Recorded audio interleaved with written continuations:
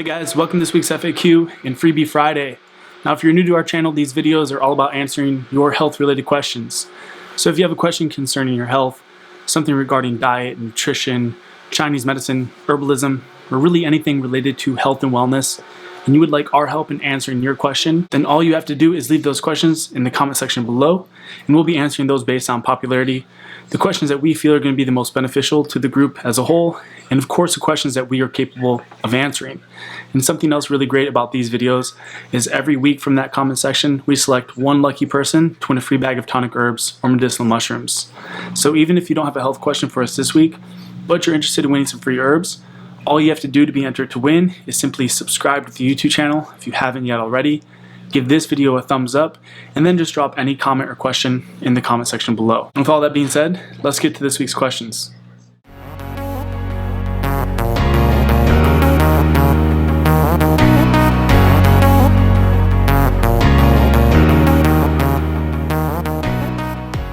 Alright, so this first question I think is appropriate because for the majority of us, at least here in the States, it is winter time and it's getting dark about 5 p.m. And this question reads, "It's dark when I wake up to start my day and when I go home after work. Is vitamin D recommended during winter? Does it energize?" So I think that this is a question that's going to resonate with a lot of you watching, at least if you're somebody that's, again, living in the States, or if you're somebody that has a job, a 9-to-5 job. So unless you're working from home or unless you're living, somewhere along the equator, then it's likely getting dark for you very early in the day, and you're likely missing out on the small period of time in which there is any sunlight or daylight at all. So you're more or less living in darkness, and this is stressful for a number of reasons. In the most basic sense, darkness is a stress, so you need light in order to activate the enzymes that support mitochondrial respiration. So that's the fancy term for your cell's ability to take in oxygen and glucose and breathe and create energy, or the substrates for cellular energy purposes. So this is why light is so energizing. I've talked about this many different times on the FAQs, but I don't think I've ever made a video about it. There's one particular enzyme known as cytochrome C oxidase that is activated by light. So although we are not plants and we don't produce energy solely off of sunlight and oxygen and sugar, we do use sunlight to a great degree to actually activate the energy producing mechanisms in our cells. So the thing is with darkness is it's not just the lack of vitamin D from the sun. So wintertime is not just stressful and depressing because you're not getting the vitamin D. That is a very crucial thing, and I think it is recommended highly, but it's not the only thing you should consider when trying to combat or mitigate the stress of darkness. So looking first at vitamin D and answering your question, yes, I do think it's helpful to supplement with some vitamin D3 during the wintertime, because vitamin D3 is a hormone-like nutrient. It activates all of the various growth processes, it promotes cellular growth and division, and it does have an anabolic effect on the body. So vitamin D3 is actually a precursor to the production of testosterone, and it's actually your hormones that dictate the rate of metabolism. So depending on the hormonal balance or environment of your body, you're either going to be in a robust energy producing rate of metabolism or a more catabolistic stress rate of metabolism. And generally speaking, in wintertime, you go into more of a stress state. Your body goes into sort of hibernation or survival mode, more or less. And this is why your immune system weakens. This is why you feel less energy. This is why people get seasonal depression. This is why people just don't look or feel their best during the wintertime. This has everything to do with light or darkness's impact or influence on your hormones and therefore your metabolism and every other system in the body. So in this way, at least by promoting the production of androgens or anabolic hormones, vitamin D3 is going to be energizing in a sense, and this is how it can also improve your immunity throughout the wintertime and make you feel more energized. But it's not going to energize you in the way that you might think, like something like caffeine might energize you and really increase cellular respiration, but it is going to nevertheless promote or support a higher rate of metabolism. But it's just one factor of many that you want to consider in regards to, again, mitigating the effects of darkness or wintertime. The other thing you're going to want to take a look at is the direct influence that light has on your cells, which I just previously mentioned. It's not just the lack of vitamin D, it's the lack of full spectrum light, and particularly the infrared light, so the red light that you see from the sun. If you ever take a look at the sun, it's orange sort of in color. And this is because it contains infrared or near infrared spectrums of light, which actually are what activate this enzyme that turn on energy production in your cell. So here's a quick tip. You can't necessarily get to the sunlight according to your lifestyle. It sounds like you're, as you said, you're waking up, you're going to work, you're coming home and it's dark. There's not really much you can do about that unless you decide to, take a lunch break outside, and you might not want to do that because it's cold out, but I recommend in some form or some way getting outside and just getting some light, even if it's just on your eyes. Remember, your eyes are the gateway to the pituitary gland. That's why they call the pituitary the third eye, is because it's directly connected to the retina in the eye. And when you get that light in your eye, it actually helps to suppress excessive melatonin production, but it's also going to help suppress the excessive production of serotonin and cortisol. So actually getting healthy full spectrum light is essential for stopping the stress response. And on the contrary, under the influence of darkness, your pituitary tends to secrete more melatonin, serotonin, and these stimulate the production of cortisol. So this is why during sleep, you go in a more catabolistic phase. Your body produces more of these stress hormones. So what you want to do is find some way to get some infrared or bright light on your eyes at least, or on your skin. So the things that I'm going to recommend is, first and foremost, if you can on a lunch break, just go outside, bundle up, and at least get some of that natural light in your eye for 20-30 minutes. The other thing I'm going to recommend is that when you get home, that you invest in a simple near-infrared light bulb. You can get them from companies like Sauna Space, where you can get just one bulb for like $3 or $4, and that's going to give you that infrared spectrum light, which can help to activate the mitochondria and help to stop the stress response, the respiratory changes, the enzyme changes, the free radical changes that happen from chronic exposure to darkness. In addition to that, and I'm sitting under one right now, I have incandescent light bulbs throughout my house. So switching from LED lights and the blue light to these more natural incandescent bulbs is a simple way to get some of the spectrum light that you would see in sunlight. So you can sort of mimic sunlight in this way and at least get some sort of bright light, so that way you can activate, again, those enzymes. The other thing I'm going to recommend, and it might be getting to the point where it's a little too cold depending on where you live, but actually being by a bonfire or a fireplace. The red light that you see emitted from burning wood or a bonfire or a fireplace is actually going to put off infrared light, which can have the same effects as the sunlight and the use of red light therapy. So in conclusion, yes, I would still supplement with vitamin D3. Also keep in mind, though, that you're going to want to supplement with vitamin K2 and vitamin A and get all the fat-soluble vitamins. And you also need to make sure that you're getting important minerals. So a lot of the electrolytes, getting enough sodium, enough potassium, getting enough calcium and magnesium. All of these things are important for the utilization of vitamin D3. So taking just D3 by itself without getting the other fat-soluble vitamins or without getting the other minerals or electrolytes is a bad idea. I would recommend getting the vitamin D3/K2 by Thorne. That'd be a good idea in terms of supplementing with the fat-soluble vitamins for, again, the metabolic purposes.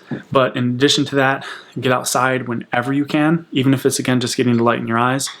Get some infrared bulbs or some incandescent bulbs and sit under those for, half hour, an hour before bed or after work. And then if you have a fireplace, or if it's at least warm enough to have a bonfire, those are ways you can utilize the infrared light and at least get some of those sunlight mimicking effects. All right, so getting to our second question. This question reads, I've been vegan for almost 4 years. Celery juice in the morning did cure my eczema. I use 300 milligrams of the KSM-66 ashwagandha twice a day to balance my hormones, and it's helped a lot for me. But I can't seem to get rid of my dandruff. Do you have any suggestions? Okay, so before we get into some remedies for the dandruff, let's quickly take a look at some of the underlying causes of the dandruff, which is also often referred to as seborrheic dermatitis. So this is the term that's saying it's literally inflammation of the sebaceous glands.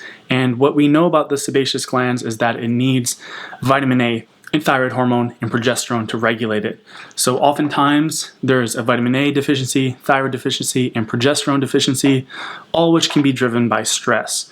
So any sort of stress is going to increase your requirements for vitamin A. And vitamin A is the basic catalyst for the production of all of your hormones. So vitamin A synergizes with cholesterol to make the mother hormone DHEA, to make pregnenolone, progesterone, and really all of these hormones are essential for proper and adequate thyroid hormone production. So vitamin A directly regulates the production of the sebum gland, but also progesterone and thyroid hormone do as well. And they really all work together. And one thing that I see that goes wrong on a vegan diet, although I think you can do a vegan diet a lot better than how it's done commonly. It would require getting enough calcium. It would require getting the right types of protein, which most people don't get, and generally eating enough calories. And one of the big things I see is the consumption of the wrong sorts of fats, so too many plant fats. But I won't get too much into how to eat a proper vegan diet. One thing, though, that I'm going to mention is that it's really easy to have hormonal deficiencies on a vegan diet because of the fact that I don't think enough people on a vegan diet are strict about getting the adequate amounts of the fat-soluble vitamins. You can do it, but to do it on a vegan diet, you're going to have to be very, very intense and very disciplined and very strict about getting that vitamin A. Because the vitamin A you get from plant sources comes in a carotenoid form, which is only converted by the liver. It requires a lot of liver energy, and a lot of people don't have a healthy enough liver or getting enough adequate glycogen or glucose to support the liver's conversion of vitamin A into retinol from plant form to the active form. And even if you have the healthiest liver in the world, it's still a very poor conversion rate. So you'd have to consume, I think off the top of my head, about 40 carrots a day to get the amount of retinol you would get from eating like a pastured egg yolk. So I think no matter what, no matter how disciplined you are, just the conversion rate of the carotenoids into the retinol is very poor, which I think is one of the big reasons, next to a cholesterol deficiency, that so many people that are vegan, even really healthy vegans, tend to have hormonal deficiencies. Primarily low thyroid and low progesterone are the big ones I see. I had those deficiencies when I tried a vegan and vegetarian diet, both diets, even a raw diet for many years. And it's something I see in pretty much every vegan client I've ever had. And again, this is simply due to the fact that you're not getting cholesterol in a vegan diet, and cholesterol is produced by the liver, but if you're under any stress, your requirements for cholesterol go up. So if you're stressed to any degree and you're on this low cholesterol or cholesterol-free diet, a vegan diet, then it's really easy to have a cholesterol deficiency. It's really easy then to have hormonal deficiencies because cholesterol is the building block of every hormone. So what I'm getting at is it's very likely that you have a hormonal deficiency. It's very likely that you have low thyroid, low progesterone, and it could be caused by something as simple as an inadequate amount of vitamin A. Even people who eat healthy animal products tend to be low in vitamin A unless they're eating 2 high quality eggs every single day, the yolks particularly, and they're consuming grass-fed beef liver. Otherwise, vitamin A is not very common in other foods. And again, the plant sources, the carotenoids, they are poorly converted and you have to eat a ton of them to get the amount that you would need to cope with, I think, modern day stress. So the thing that I would recommend in terms of correcting the dandruff at a root cause or ultimately curing it would be to consider that there is some sort of hormonal deficiency, which again could be just driven by the vitamin A deficiency, but that is likely driven by underlying stressors of any sorts. And in this way, I think a vegan diet can be a stress just because of how difficult it is to really get the adequate levels of certain nutrients, particularly the fat-soluble vitamins, to just perform basic physiological function. But any sort of stress, exercise stress, even too much light, so if you get sunburned, that can dramatically deplete your vitamin A. So this just goes to show you that stress ultimately leads to a lot of these nutrient deficiencies that cause the hormonal imbalances at a root level. So I would definitely recommend looking into getting more vitamin A. If you're open to it, I usually recommend for people that are vegan, if they have really nothing against it, to just go to a local farm and once a week get a carton of high quality eggs from a chicken that's roaming in the backyard and treat them as a nutritional supplement. You're going to get a lot of vitamins and minerals in those things that you won't get on a vegan diet, like choline, like again, a really high quality bioavailable form of vitamin A and cholesterol. So you could just consume 2 egg yolks a day as a nutritional supplement if you're open to that. Otherwise, you're going to have to really take a look at the health of the liver. You're going to want to find plant sources of vitamin A, but then also, you're going to have to do something about potentially low cholesterol levels, and that should correct it on a root or hormonal level. The KSM-66 ashwagandha is going to help, of course, but looking at some things that you could do anecdotally, I think the best thing that you could do probably for dandruff or seborrheic dermatitis would be to actually use salicylic acid. It's like a wonder substance. You're going to find it in aspirin. That's basically what aspirin is salicylic acid in like a concentrated form. So you could dissolve some aspirin into some water and spray it on your head, or another natural source, but that's going to have additional anti-inflammatory substances, would be aloe vera. So getting an aloe leaf, filleting it, blending it up, and storing it in the fridge, and just applying that to your scalp, in my experience, is really, really great just for overall skin, scalp, and hair health, and it's particularly helpful for treating things like dandruff. And something else that would probably be beneficial too, for at least sort of exfoliating the scalp and getting rid of the dead skin that's already there, would be a mixture of apple cider vinegar and water. So anecdotally, I'd rinse your scalp with some apple cider vinegar and water, dry it off, and then apply some fresh aloe vera gel. And that should correct it in the short term, but you're definitely going to want to consider a possible underlying thyroid, progesterone, and vitamin A deficiency that you're going to want to correct. So I would definitely start with these things here, but also keep in mind our Forever Healthy Hair course is a course that will teach you just how your hair follicle works, what it needs physiologically speaking to be healthy and to stay vibrant and alive and be resistant to stress. And all of the material in that course would actually be very helpful for treating something like dandruff as well, especially if it's chronic dandruff. So definitely check out that course as well. You know, if you want to learn more about how your hair follicle works, how your hair works on a physiological level, and get, you know, an entire lifestyle protocol for improving the health of your hair overall. Otherwise, definitely start with all the things I recommended so far, and your best short-term remedy is going to be that salicylic acid solution, which you can find again in some fresh aloe vera gel. Alright guys, that brings this week's FAQ and Freebie Friday to a close. Remember, if you're interested in winning some free herbs or mushrooms, all you have to do to be entered to win is make sure you're subscribed to our YouTube channel, you've given this video a thumbs up, and that you've just dropped a comment or question in the comment section below. For those of you interested in learning more, or if you are interested in referencing any of our online courses or any of the tonic herbs I might have mentioned throughout this video, you can find all of that information along with links to our blog, Tonic Herb Shop, in the description box below.